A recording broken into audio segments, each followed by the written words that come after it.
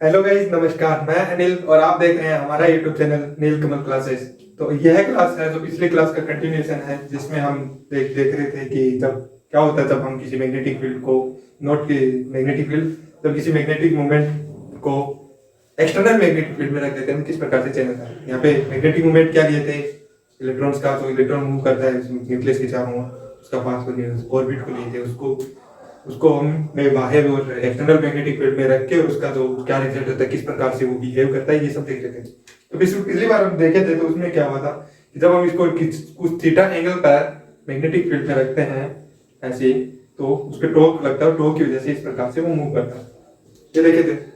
आज क्या करते हैं, आज का उसका कंटिन्यूएशन करते हैं। पिछली क्लास में जब देखे थे तो उसका जो हमें इक्वेशन मिला था वो कुछ इस प्रकार से था। हेडिंग है, हेडिंग में ही रहेगा, तो हेडिंग बनाने की जरूरत नहीं है। तो न्यू इज इक्वल टू हमें मिला था न्यू मानना चाहिए, न्यू इज इक्वल टू पिछली क्लास का देखें तो हमें ये नहीं था, वो पीछे से पिछली क्लास में हम निकाले थे टॉर्क इज इक्वल टू मिला था शायद इसका, और E बाई 2m, और इस तरफ मिला था L cross B, L cross B। यह हमें पिछले लेक्चर से फॉर्मूला लिए थे। और चलते हैं, चलिए उसका कंटिन्यूएशन करते हैं। तो पिछली क्लास में हम डायग्राम है वो मिटा दिया, मैं दोबारा बना लेते हैं। तो ये हम देखे थे, ये था, और ये हम लिए थे L वेक्टर, और उसके अपोजिट डायरेक्शन में मिलता था हमें न्यू वेक्टर। और इसको अगर एक्सटेंड करें तो ऐसे, ये हम थीटा का एंगल माने थे, ये बी वेक्टर था हमारा, और ये कुछ इस प्रकार से था, और न्यू का डायरेक्शन था वो ऐसे था। ये हमारा एल वेक्टर था। यहाँ पे हमें टॉर्क लग रहा था न्यू, और टॉर्क की वजह से यहाँ पे इस जैसे परपेचुअल मोशन चल रहा था ऐसे। हमें इस प्रकार से शेप पर मिला था। तो ये हो गया थीटा। अब हम क्या कहते हैं कि क्या होता है, किस प्रकार से होता है, क्या देखने को मिलता है जब वह इस प्रकार से सर्कुलर पाथ में घूमता है, ऐसे प्रिसिशन मोशन करता है, उसको देखते हैं। तो हम मैं क्या करता हूँ, इसको इस तरफ से घुमा के एक सर्कल बना लेता हूँ इस तरफ, ताकि हमें समझने में आसान लगे। इसको मैं क्या करता हूँ, ये रोटेट करके ये ऐसे बना दिया, यानी यहाँ पे तो ये ऐसे था, इसको ऐसे घुमा के, और इसमें तो इसको मूव कर रहा है वो इस प्रकार से ऐसे मूव कर रहा है। ये यहाँ पे इसका जो ये भाग है वो इस तरफ ऐसे देखें, तो यहाँ पे मान लेते हैं ये यहाँ पे इस तरफ ऊपर की तरफ हमारा बी वेक्टर आ रहा है, और एल है ये इस तरफ आ रहा है ऐसे। एल का रेडियस ऐसे आएगा, तो एल वेक्टर, तो यहाँ पे जब वो टॉर्क लग रहा था तो वो इस प्रकार से मूव करता रहता है। ये हमारा और टॉर्क का डायरेक्शन है इस प्रकार से, ये आ गया था। अब यहां से अगर देखें तो यह एक सर्कुलर पाथ है, यानी ये ले सर्कुलर पाथ है, और ये सर्कुलर पाथ का क्या है, रेडियस। ठीक है, तो इसमें अगर देखें इसी एंगल में, तो ये हमारा क्या है, रेडियस को निकालना है। मैं क्या करता हूँ, इसको इस तरफ ही ले लेता हूँ ताकि समझने में आसान रहेगा। ये हमारा है रेडियस। अब रेडियस है तो रेडियस निकालने के लिए मैं क्या करता हूँ, थीटा मेरे को पता है, बी मेरे को पता है, एल मेरे को पता है, तो इसके वजह से साइन थीटा कोस थीटा किसी प्रकार निकाल सकते हैं। तो मैं क्या करता हूँ, साइन थीटा निकालते हैं। तो साइन थीटा इक्वल टू क्या होता है, इसमें साइन थीटा ये है, तो थीटा तो साइन अपोजिट सामने वाला ये आ गया आर, और ये आ गया आर, और मेन एक लेंथ ये आ गया, ये आ गया एल वेक्टर, ये मिल गया। और एल मैग्नीट्यूड निकाल लेते हैं क्योंकि वेक्टर का इधर बात नहीं हो रहा, तो यहां पे मिल गया।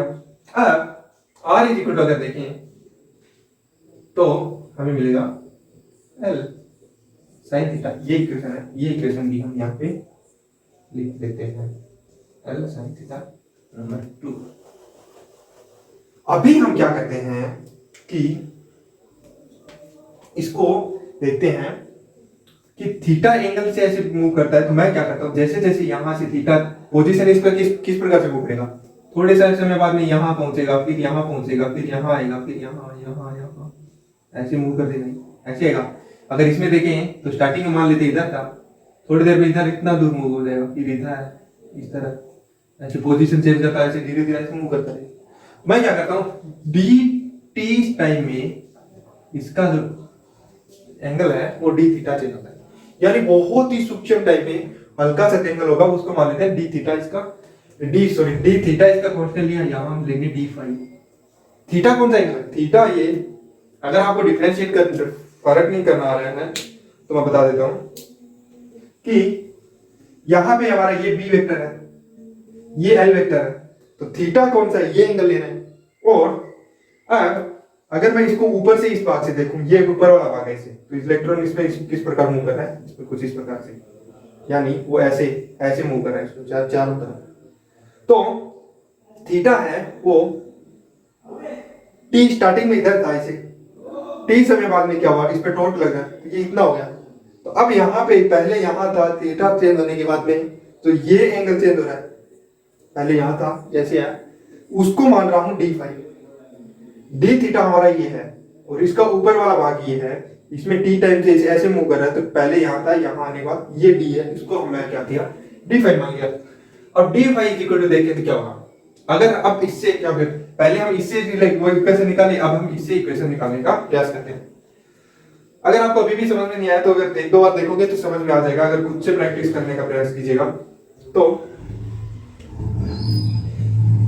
देखिए इसको, तो डी फाइव इक्वल टू, हम देखिए यहाँ पे डी फाइव इक्वल टू कितना है, डी फाइव इक्वल टू ये एंगल है, एंगल के सामने वाला कितना होगा, यहाँ पे क्या हो रहा है चेंज, ये किसकी वजह से चेंज हो रहा है, इसका डीएल चेंज हो रहा है ना, ऐसे ऐसे, यही तो है मैग्नीट्यूड, किस प्रकार से चेंज हो रहा है।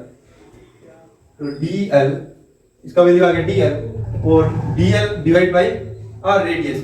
अब रेडियस ये लिख दिया, radius d five by DL divide by r, r को अभी इक्वेशन लिए थे उसको लिख सकते हैं एल sin थीटा। अब मैं आपसे एक क्वेश्चन पूछता हूं, मैंने यहाँ पे डीएल लिखा है, डीएल यानी चेंज इन एल, डीएल यानी चेंज इन एल, तो क्या आप बता सकते हैं कि इसमें तो मैग्नीट्यूड ऑफ एल वेक्टर है, क्या उसमें चेंज आ रहा है?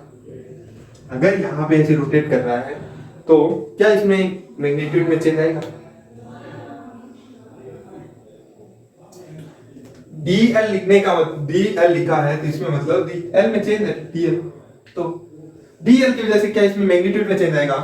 तो अगर आंसर देखें तो वो है नो।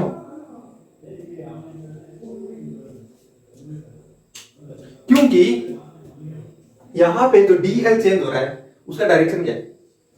अगर हम टॉर्क देखें, इसमें क्या करता हूं मैं अच्छे से समझाने के लिए, टॉर्क और एल में रिलेशन, टॉर्क होता है वो क्या होता है dl by dt, यानी टॉर्क का डायरेक्शन कौन सा है, ये यहाँ पे देखें तो इस समय पे टॉर्क यहाँ लग रहा है, अभी यहाँ यहाँ ऐसे लग रहा है, ठीक है। और dl है वो dl का change in l in the direction of torque, क्योंकि dl का डायरेक्शन कौन सा है, dl का डायरेक्शन अगर यहाँ पे लेते टॉर्क का इस डायरेक्शन में, तो dl कौन सी डायरेक्शन चेंज होना चाहिए, टॉर्क की डायरेक्शन में।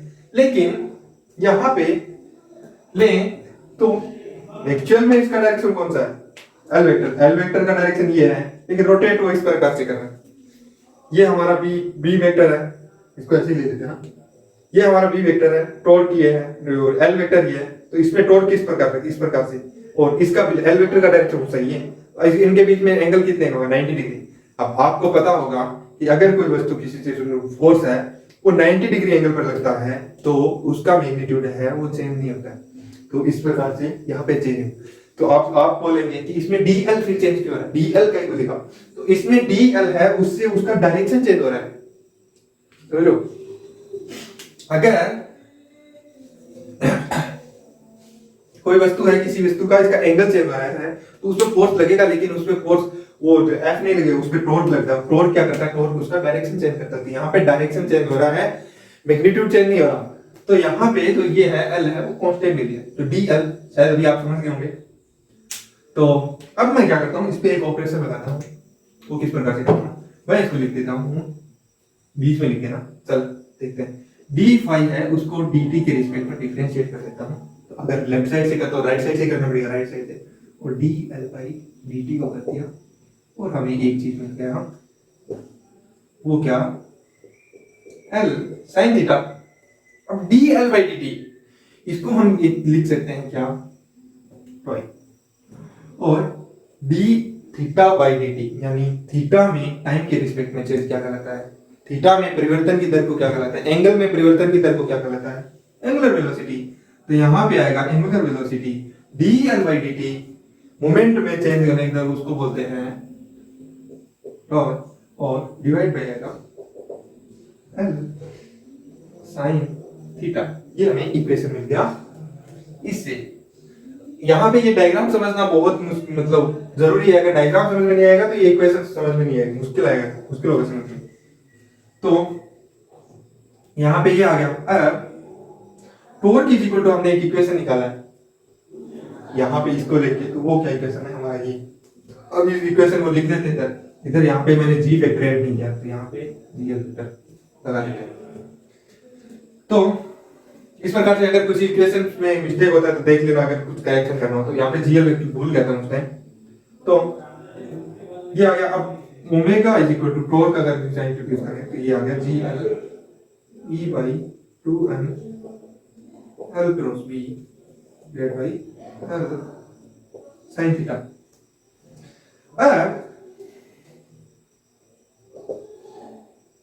और इसमें टॉर्क को क्या करते हैं, ये इक्वेशन से नहीं, हम इसमें म्यू में रिलेशन निकालते हैं। तो म्यू को अगर इसमें चेंज करें तो यहाँ पे अगर इसी से भी चेंज कर सकते हैं, क्योंकि म्यू इज इक्वल टू क्या होता है, म्यू इज इक्वल टू होता है minus ji E by 2m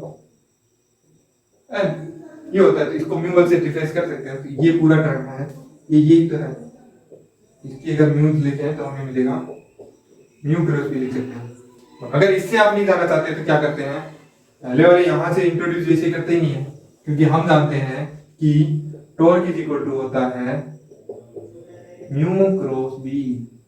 यहाँ पे यहाँ तक आने का जरूरत ही नहीं है, म्यू क्रॉस बी। मान लेते हैं म्यू और बी के बीच में एंगल थीटा है, तो ये हमें मिल जाएगा म्यू बी साइन थीटा आ गया। अब mu B sine theta torque की जगह लिख सकते हैं, दोनों तरीके से लिख सकते हैं, वैसे भी कर सकते हैं क्योंकि इसकी जगह वैल्यू हम जानते हैं कि क्या होता है, म्यू सेम आएगा। तो यहाँ पे टॉर्क की जगह लिखिए mu cross mu B sine theta divide by L sine theta. अब साइन थीटा और साइन थीटा का वैल्यू सेम आएगा, तो ये हो गया कैंसिल आउट और हमें मिला angular velocity is equal to mu B by L. अगर हम ध्यान से देखें तो अभी हम अब इस चीज का इक्वेशन का काम करेंगे। तो अगर हम देखें तो इसको लिख सकते हैं, मैग्नीट्यूड में चेंज कर सकते हैं, ये आ गया बी वेक्टर, और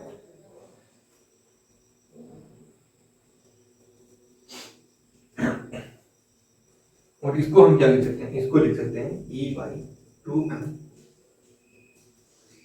जीएल अगर लगा लेते हैं तो लगा सकते हैं, यहाँ पे इस प्रकार से लिख सकते हैं, और यहाँ पे ये इक्वेशन हमें देखने को मिलती है। और अगर हम यहाँ पे लैम्डा जी फैक्टर इंट्रोड्यूस करवाएं तो हम इसको क्या लिख सकते हैं, हम इसको लिख सकते हैं angular is equal to G L E by 2n E vector, इस प्रकार से लिख सकते हैं। ये आ गया इक्वेशन। अभी शायद टॉपिक खत्म हो गया, इतना ही है, ज्यादा कुछ है नहीं। तो अब मैं इक्वेशन को थोड़ा सा इसमें चेंज कर देता हूँ। अब एंगुलर वेलोसिटी है, उसको अगर फ्रीक्वेंसी के तौर पर लिखें तो फ्रीक्वेंसी इज इक्वल टू क्या होता है 2 पाई। हम इसको लिख सकते हैं, तो इधर क्या लिख सकते हैं, omega is equal to 2 pi F. तो यहाँ पर आ गया 2 pi F is equal to omega, omega is equal to क्या है minus G L vector E by 2n B vector. F को रख लेते हैं एक तरफ और जी का 2m डी बाई 2 पाई, ये इक्वेशन मिलता है। और हमें फाइनल इक्वेशन मिलता है वो फ्रीक्वेंसी के टर्म में, वो मिलता है जी एल ई बाई 2m। इस प्रकार से हमें एंगुलर वेलोसिटी देख लिया, फ्रीक्वेंसी देख लिया, और क्या टॉर्क देख लिया, कितना टॉर्क लग रहा है। इस प्रकार से हम जब ये प्रिसीजन मोशन करता है तो इसके एंगुलर मोमेंटम देख लिया और व्यू क्या वैल्यू देख लिया। इस प्रकार से हमने सब लगभग सब कुछ पता कर लिया है। तो इस प्रकार से बहुत कुछ देखने को मिला जब हमने इसको एक्सटर्नल मैग्नेटिक फील्ड में रखा और उसका एक्सपेरिमेंट किया। तो इस प्रकार से ये है। और नेक्स्ट टॉपिक है हमारा, देखते हैं क्या है। तो मिलते हैं नेक्स्ट वीडियो में। और अगर आप हमारे अभी से नेक्स्ट वीडियो में मूव होना चाहते हैं, वीडियो रेडी होने के बाद में उसका लिंक है वो डिस्क्रिप्शन में डाल दिया जाएगा। अगर आपको किसी भी प्रकार का डाउट आता है तो कमेंट सेक्शन में दे सकते हैं। और हाँ, अगर थ्योरी नहीं मिल रहा तो अगर आप किसी बुक को रेफर करना चाहते हैं, आप चाहते हैं मैं कौन सी बुक रेफर कर रहा हूँ, तो उसका जो लिंक है बुक्स का वो डिस्क्रिप्शन में दे दिया जाएगा। तो आप वहीं से अगर बुक चाहते हैं वो अगर आप खरीदना तो खरीद सकते हैं उसके आधार पर, ये लिंक के आधार पर। तो मिलते हैं नेक्स्ट वीडियो में, तब तक के लिए टाटा बाय बाय नमस्कार।